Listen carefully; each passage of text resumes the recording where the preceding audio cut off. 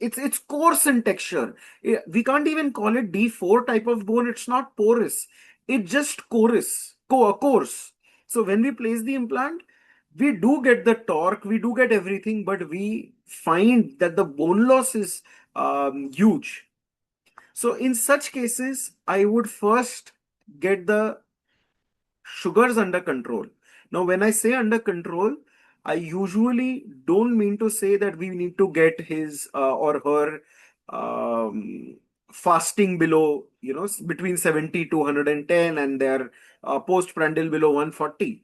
I usually want the difference between the lower and the highest point to be less than 30 or 40 points, and total sugar highest point to be less than 180.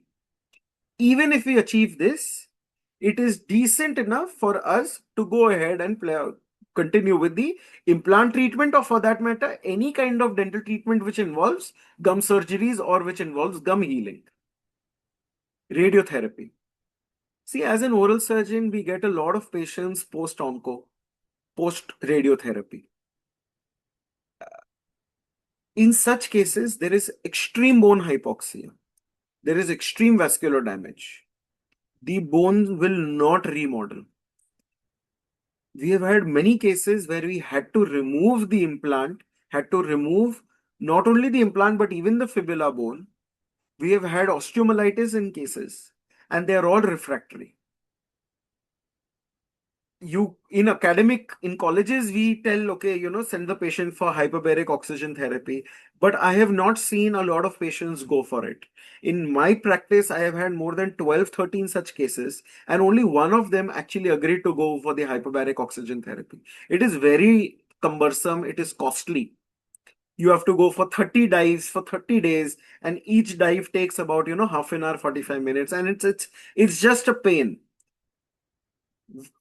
The literature suggests the protocol for radiation, post-radiation cases, is you wait for 12 months. We be a little more conservative and go for 18 months. How I check that is the patient okay even after 12 months or 18 months is, during consultation itself, I just tell the patient that if I find good amount of bleeding from the gums, from the crestal bone, okay, I will go ahead and place an implant. It is not an exact science of how it works, but this is a parameter which I follow. So what I do is I just simply spray an anesthetic agent. After I spray, I just take a small stab incision on the crest. If it bleeds spontaneously, I am more or less comfortable, because now I know that because if the gums are bleeding well, it is very much likely that the bone also has good vascularity.